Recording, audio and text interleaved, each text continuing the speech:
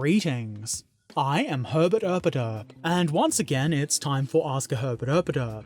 Questions have been asked, and because I am the Herbert Erpaderp, I will now answer them. I suppose that makes sense, right? John Crosby said, if you were reincarnated, what creature would you like to be? Maybe a cat. They often seem to have a good life where they do whatever they want, like pushing stuff off shelves, and people still love and feed them. I like being fed. I also like doing whatever I want. Or maybe I could be something big and stompy so that I could wreck stuff, like an elephant. Either of those would be cool. Moose said, if you could have a second home anywhere in the world that you could visit with the press of a button, where would it be? I think I would choose Canada, maybe around the Vancouver area. Something like that would be great just to zip back and forth from. I choose Vancouver because that's a spot where I wouldn't have to do too much additional travelling to visit some friends and maybe go to some meetups involving some of the cool people I look up to. A second choice would be near the Bovington Tank Museum, for, I think, obvious reasons. I have less friends in that area, but Tank Museum, come on. Smoes said, do you have VAT in Australia? Do you pronounce it VAT or VAT? I'm not entirely sure what VAT is, but I think our GST is similar if not the same thing. GST being goods and services tax, which is 10%. I remember when that was introduced in the late 90s or maybe even 2000. It was very unpopular, unsurprisingly. Who wants to give more money to the government? Tankman88 said, what is your favourite flavour of crisps, and which crisp brands do you like the most? Like with a lot of things, it's hard to pick one favourite, and it entirely depends on how I feel at any given time. I do rather like Samboy Atomic Tomato, or Thins Light and Tangy. Sour cream and chives is also a good flavour. I do try to avoid chips though. We call them chips here. I don't want to get too fat by eating too many chips. Trekan Belovich said, is there any dream or tourist train in Australia you want to go for a trip for just being on a train?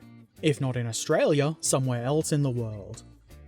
The only one that immediately comes to mind is the Cairns to Kuranda Railway in North Queensland. It seems like it would be a really nice ride through the rainforest. There's an armour and artillery museum in the area too, and I do actually want to go up there for a holiday at some point, so maybe one day you'll see a video about both of those things.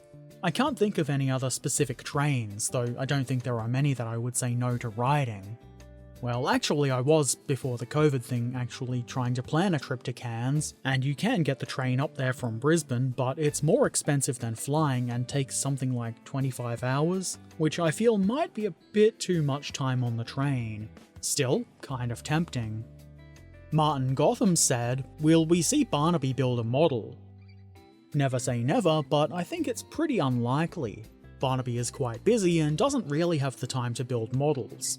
He's even less likely to have the extra time on top of that it takes to film himself building models.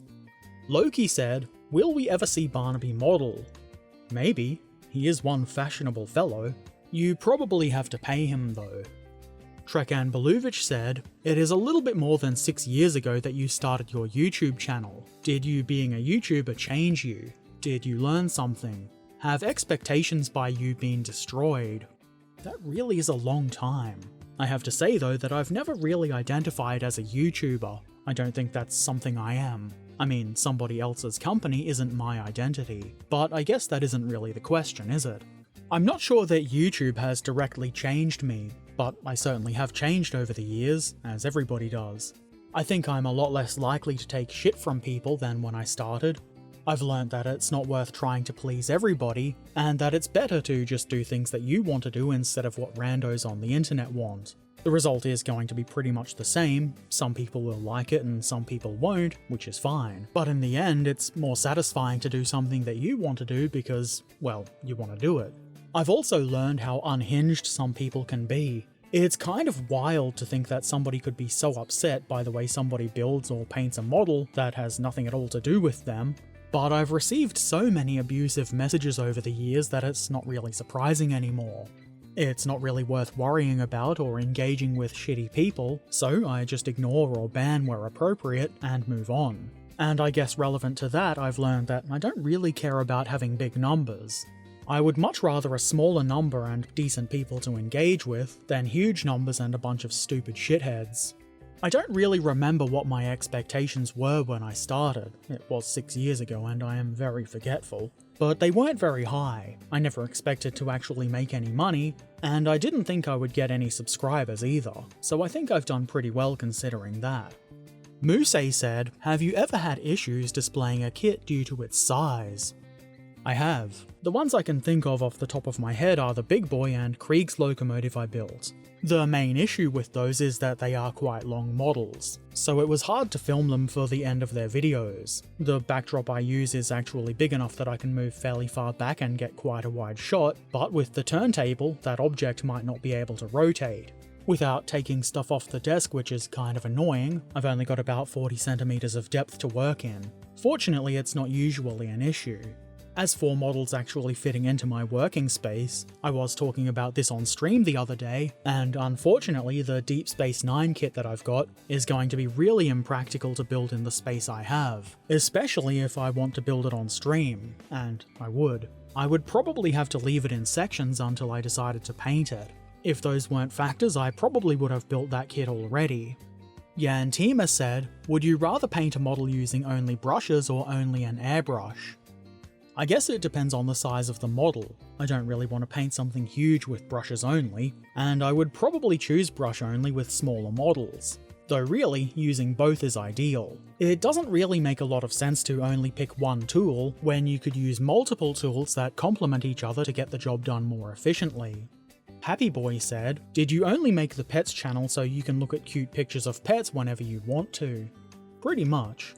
Also because I'd seen a couple of other servers with pet channels and I really enjoyed checking those out, so I thought, why not have one for myself? Rid Phoenix said, if you could have a pet tank, what would it be? I don't know. I guess a model is kind of like a pet tank, though does a pet tank have a crew? Is it fully sized, or is it small? I guess I would choose a Centurion because of reasons. An internet Mountie said, have you ever been to Canada? If so, how was the experience and where did you go? A Mountie asking me this seems a bit suspicious, but unfortunately I have never been to Canada, though it is pretty high on my list of places I would like to go to. Moose said, here in the United States we have a program called Adopt a Highway. Not sure if there's something similar to that in Australia, but basically you get to pay the government a certain amount of money in exchange for near full control of a road or street. You also get to name the street anything you'd like. If you bought a road, what would you name it? We do have a kind of adopt a road thing. I googled it, but it seems more like you just clean up along the road and plant trees and stuff, and it seems like you don't get to name it either, which is kinda lame.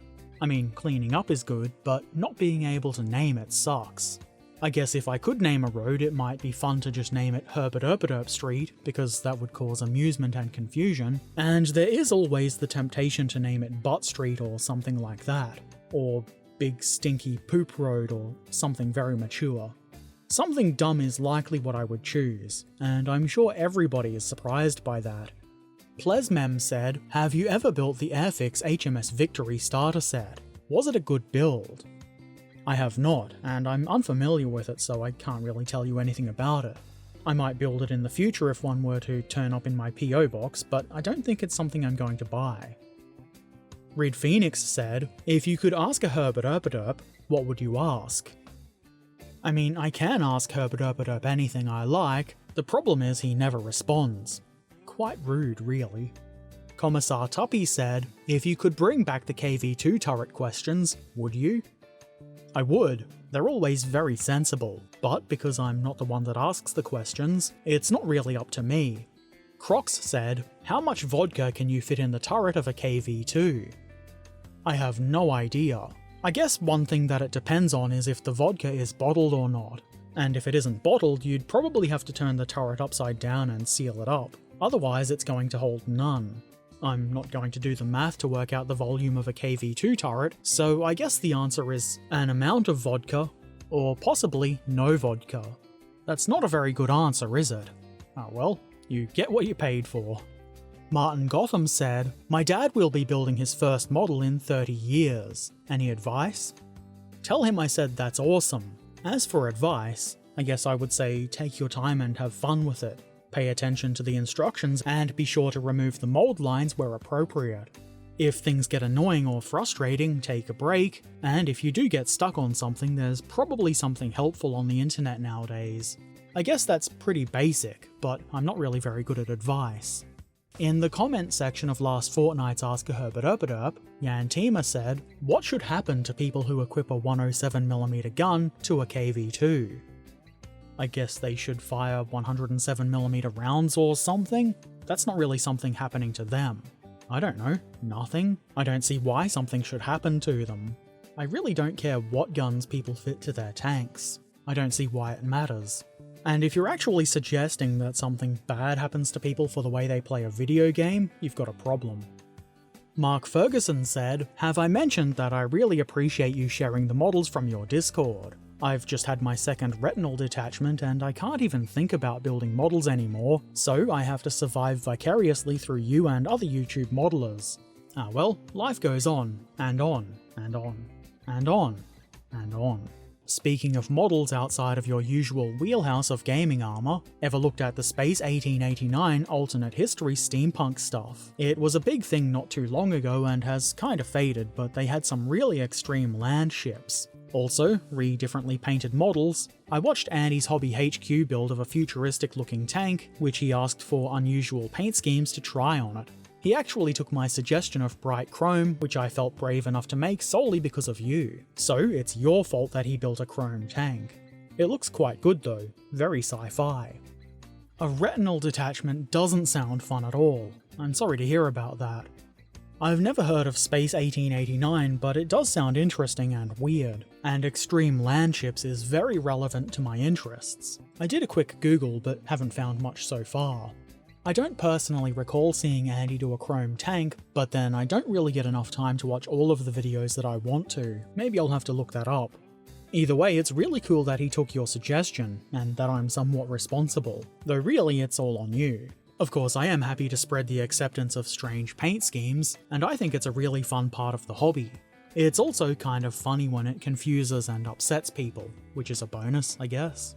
Also, I'm glad that my sharing models from the Discord community helps. It never occurred to me that it might be a way to experience modeling vicariously, but that's pretty cool. Speaking of, let's have a look at some of the models that have been shared on Discord in the last 2 weeks. First up, Trekan Belovich shared this pair of M10 Achilles tank destroyers, which were painted for a friend's British Flames of War force. Both of these models are in 15mm scale from Battlefront, though one is in plastic and the other is a resin and metal kit with plastic running gear. It is fairly easy to tell which one is which, but just in case, the one with the helmeted crew is the plastic kit. It is interesting to see them side by side and painted. Painted well too, I might add. The Flanders Pigeon Murder shared another universal carrier, and this one has had a bit more modification done to it, with what looks to be corrugated iron sheet as extra superstructure. This one is named Crackerjack, and I think it's awesome, though I don't think I would be comfortable riding around in it with people shooting at me, but it looks awesome, and that's what counts. Excellent work. And inspired by that, Top Hat Dalek has done their own universal carrier conversion in 28mm scale. This is going to be part of their Rhodesian army for bolt action. The armour is made from spares from a few 1/72nd scale kits, and I think it's going to look really cool when it's painted. I mean, it looks pretty good as it is now, but obviously paint is going to tie it all together. Space Monkey has finished this special Hobby Mirage F1 duo. Both are in heritage liveries, one commemorating the legacy of the Free French Normandy Niemen Regiment in the Eastern Front, and the other a paint job for the 60th anniversary of D-Day in 2004. I think these look pretty cool. I particularly like the D-Day one with the invasion stripes. You don't see that on a jet all that often, it's interesting. That said, both paint jobs are very nicely done. Keep up the excellent work. Smoes shared this little diorama in 1/72nd scale, representing somewhere in the desert, Middle East or North Africa, or why not both? I guess it can't really be both at the same time, but either way, this is a very nice little piece of generic desert with a jeep and some jeepsmen searching the distance, probably trying to find sick jumps. That's what I think is happening. Monol shared this not quite finished tank crew figure. This is really well painted and you can tell by the look on his face that he agrees. Somebody suggested that maybe that look is because of extra Panzer chocolate, and maybe that's true. Either way, this is very good work. And that's it for the models this fortnight. As always, a big thank you to everybody who shared their modelling over on Discord, and to everybody who asked a question. Also thanks to everybody who watches my videos. I certainly appreciate all of those things. If you've not done so already, why not subscribe, follow, ring the bell, become a patron or YouTube member, or maybe just come say hi on Discord or Twitch. Links to all of my things are in the description below, and as always, I shall return soon, so until then, be excellent to each other, and thank you for watching. Farewell.